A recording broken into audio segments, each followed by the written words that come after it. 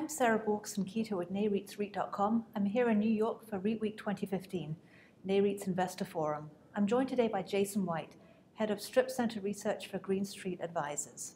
Welcome, Jason. Thank you. So, Jason, why is supply growth in the strip center sector looking restrained compared to other property sectors?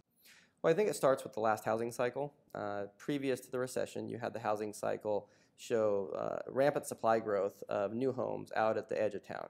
Strip center developers typically would follow these developments, and they would build their strip centers sometimes even past the edge of town. And with that, what you saw is struggling strip centers once the recession hit, when the population density didn't fill around them. So now if you fast forward to today, what you see much limited supply growth in single-family housing, and that has curtailed strip center development. And you've seen a lot more inward development focused on urban cores and inner suburban cores.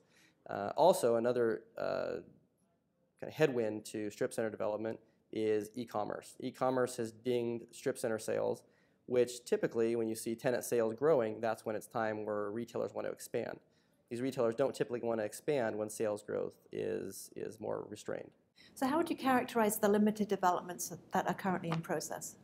It's much more urban and less suburban. And I think the housing growth is much less prevalent today. And so what you've seen is developers focused on where the population density already is and on neighborhoods that are already potentially gentrifying.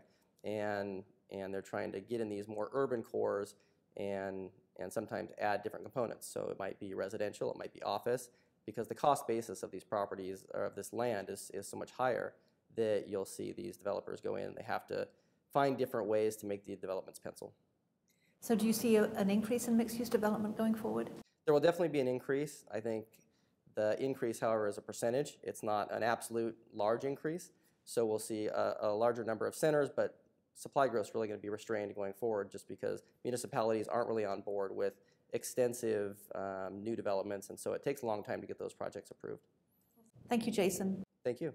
And for more news and analysis on all things REIT, be sure to visit REIT.com.